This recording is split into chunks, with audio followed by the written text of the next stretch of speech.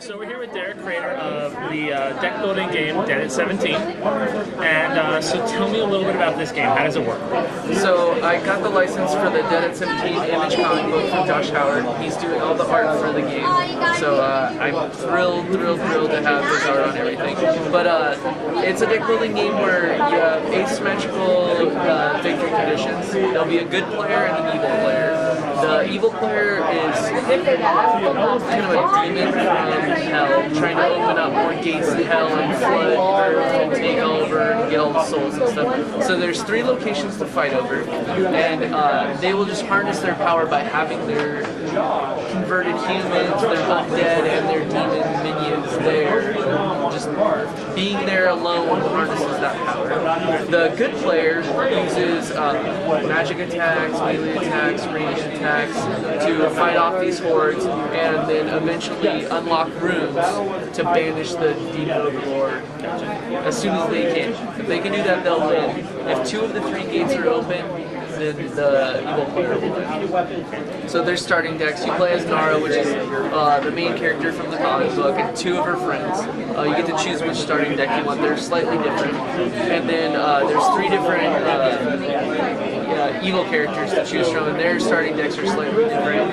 And so there'll always be 1 evil player and up to 3 good players. So you don't really get to choose your evil player. The evil player is based on how many good players there are. So pitch is the easiest. He's for the 1 versus 1 game. Then there's Bolabog, who's for the 2 versus 1, and then the Witch Queen is who you fight if you have 3 good players, all trying to unlock their rooms. And so the cards in this game have kind of a counterbalance. So cards that are green are for the evil player, and orange are for the good. And so when they're in the row to purchase, you have to decide whether you want to purchase, like let's say I'm the good player, so I'm looking at orange. If I want to buy a weaker one of my cards, I'm actually going to take away a more powerful evil card. And so I can build my deck that way. If I can afford one of my more powerful cards, maybe I'll want to go for that. But there are some rarer cards in the deck. So if one of the evil players' really rare cards are up there and I've got enough to spend on one of my heavy hitters, I might pass it up to buy 2 weaker ones and get their heavy hitter out of their hands. You know, I'm watching the way they build their deck, how am I building my deck, and the choices are more meaningful every time you buy a card because of that. And so it's a direct PvP game. So after you buy your cards at the end of the round, but during the round, they're either playing out their minions, the evil player's playing out their minions, or affecting your hand, deck. It's a heavy PvP element in this deck building game. So there's nothing co-op going on here. And so now this game was on Kickstarter. It was on Kickstarter. It failed. It failed by how short of its the goal?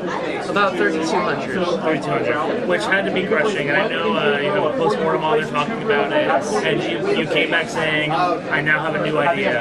I'm going to go for it again, but I'm going to do it better."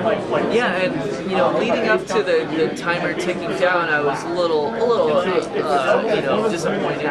But once it was over, I realized what a good thing it was, because it gives me an opportunity to really fix some stuff. One, my biggest problem was I priced international shipping too high.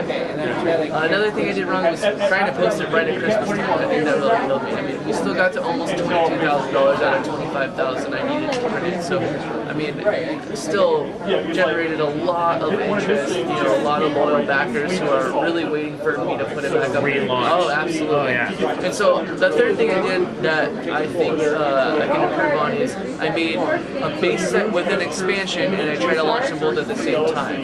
You know, and you're charging more for that because you're making 2 different products, 2 different SKUs. It's just, I don't think that's the way any game should get released anymore. And so I'm chopping up the expansion, and I'm putting a piece of it into the base game to add value to the base game. And then I'm going to make those other pieces stretchable. And if we reach them, they're going to go into the base game. Which is great. The base game's already ready to go. I wouldn't tweak it at all, but why not add value to it where I can now? So hopefully bring down the price point. point. It's definitely cheaper because I will put that stuff in without messing with the price of what the expansion was. So the game itself, it comes with multiple types of decks to play with, and then also instead of a board, it seems to have banners that the cards go underneath. That basically helps you decide where to go. Think of it kind of, I guess, like a layout guide. Yeah, like an oversized token. Gotcha. And It comes with a lot of other little tokens too to do the damage, to put on the runes while you're trying to flip them over, because once you crack them open, they give the good players special abilities. And so, just a couple quick questions. Was it difficult to get the license? No, my dad has a personal relationship with him, so I loved his art, I loved the comic book, and it really inspired me to. I just love the art, and so I wanted to make a deck building game, and I really wanted to make something that was PvP. And there hadn't been a lot of them when I first posted this. There are some out there now that are really good too. And so I'm hoping that there's still room for this game and this art. I'm sure there's plenty of room still for deck builders. They're actually one of my favorites, and my friend Frank's favorite games out there are deck builders these days. And so how long has this been in production?